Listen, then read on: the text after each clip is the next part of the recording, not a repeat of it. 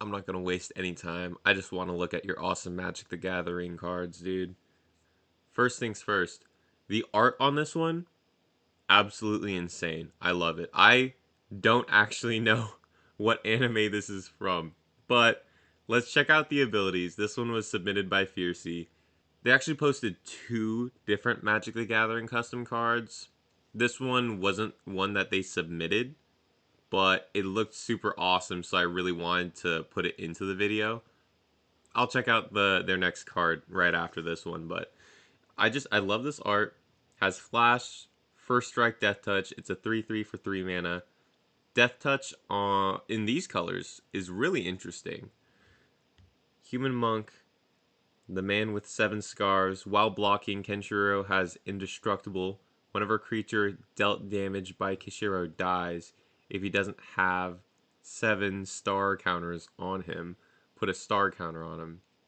And then as long as Kenshiro has 7 star counters on him, he has infect, and each opponent can only lose the game if they have 20 or more poison counters. That's interesting. Wait. So let me get this straight. So let's say an opponent has 11 poison counters, and then Kenshiro dies. That means they will lose the game as soon as Kenshiro leaves the battlefield. This card can actually be really interesting in like the fact where, oh, I don't want to kill him because if I kill him, I'm going to lose the game, and then player number 3 is going to win the game. You know, like there's some interesting politics there. I do really like this card. Flavor text, it's too late for you. You're already dead. Quality magic card. But let's actually go to the real submission that Fiercey put in real quick. There we go. Son Goku. Quality. I actually really love just like the template they used. And in these colors, I can totally agree with the colors too. So legendary creature, alien monkey monk.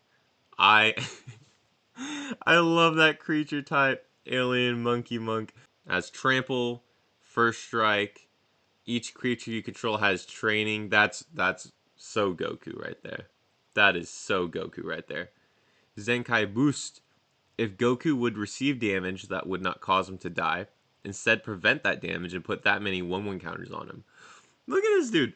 He's still training. Let's go. If you would put any number of counters on Goku, you may instead proliferate any number of monks you control. Interesting. So it says, okay, if you would put any number of counters on Goku. Okay, so let's say you put 5 counters on Goku from one ability, from one source. So if you take away those 5, take away those 5 1/1 counters and then proliferate all your monks, it might just be better to put the counters on Son Goku instead of proliferating. Then again, I really like the idea that it's sort of like monk tribal, if you think about it too. Because you want to put a bunch of monks in this deck to proliferate them. I think it's really cool. I really like this. Yeah, really good. I really like this. I think this is actually a fair card, and it could lead to a really fun commander. Oh my goodness. What is this? I love this, dude. Okay. Truck-kun's Destiny Courier. And then we're gonna run it in Orzhov, 6 mana. Look how much time they put into the art. This must have been hours on MS Paint. Look at the detail. They put like little leaves that fell down from the tree and stuff like that. Dang, this is actually crazy. So, Death Touch Trample, 5/5. Whenever Truck-kun deals combat damage to a creature or a planeswalker, if that permanent would be destroyed this turn, which with Death Touch it probably will be, you exile it with an Isekai counter on it instead. Then you put a 1/1 counter on Truck-kun for each permanent in exile with an Isekai counter. Okay. Okay. I'm interested. I'm hearing you out. There's still one more paragraph at the bottom.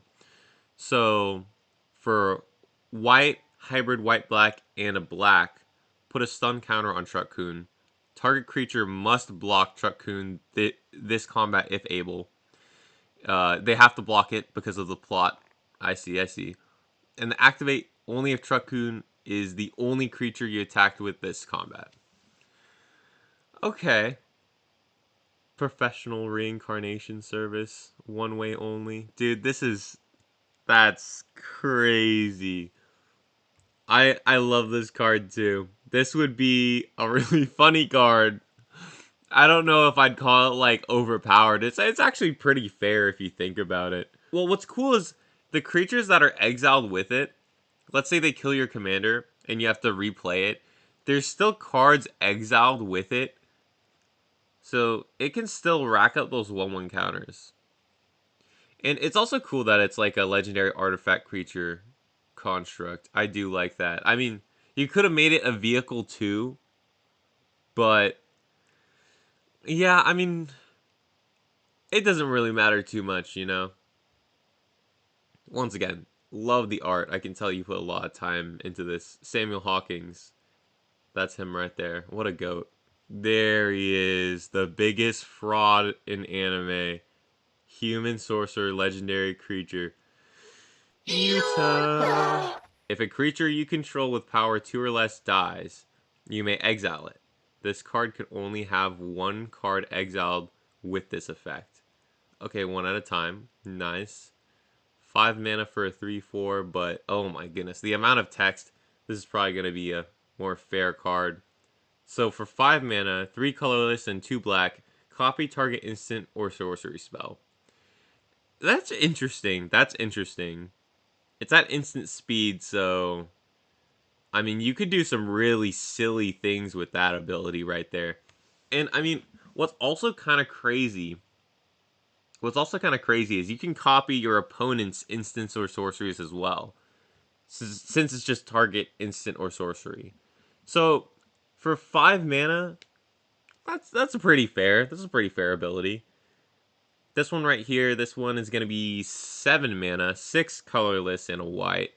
Make a copy of a creature exiled with this card, except its name is Rika, and it's a legendary 7/7 with reach and fear.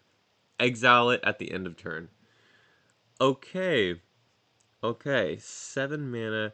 7 mana, but you only get it for one turn. I don't know. Reach and fear. It doesn't gain haste. You have to exile it at the end of the turn. See, if the 7/7 legendary creature had haste and you can get attack trigger abilities, that would be a lot better.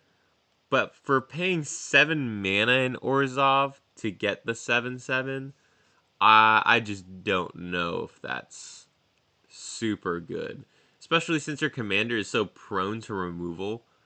I mean, it's 5 mana for a 3/4.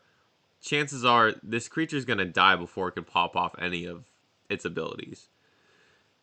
I mean, I still think it's a super fair card right now, even with all the infinite combos and stuff, but my mind might just be changed with this one ability down here that cost 26 mana in total? 26. So it's 20 colorless mana. I've never seen the 20 in the colorless mana symbol before. That's hilarious. I didn't even know you could do that. So, 20 colorless mana, 3 white, and 3 black. Until end of turn, you may activate the abilities of permanents without paying any activation costs. All permanents on the battlefield gain, you may activate abilities of this permanent anytime you could cast an instant. Ignore any effects that say activate only as sorcery. Okay. Let's think about this, guys. Let's think about this. So, 26 mana in Orzhov. Kind of hard to hit. Kind of hard to hit in white black, but it's definitely possible. I mean, you throw down a couple Cabal lands in black. You know, you cast a couple black spells, get yourself ramped up really well. It's possible. It's possible. But essentially, what this means is you win the game as soon as you get the 26 mana and pump it into that ability. Because if you just cast Dark Ritual, boom, I'm going to cast Dark Ritual, 1 black mana, I get 3 black mana, and then I'm going to spam the copy target instant or sorcery spell. I just keep doing that. I get infinite black mana. And then, I don't know, I activate something a bajillion times and I win. So, like, I don't know. It's so weird. It's a weird placement because you have to get 26 mana in Orzhov to get that ability, and it's basically you win the game, but it's saying it in a really complicated way. I think it would be better if you just said, like, if you pay 26 mana, you win the game.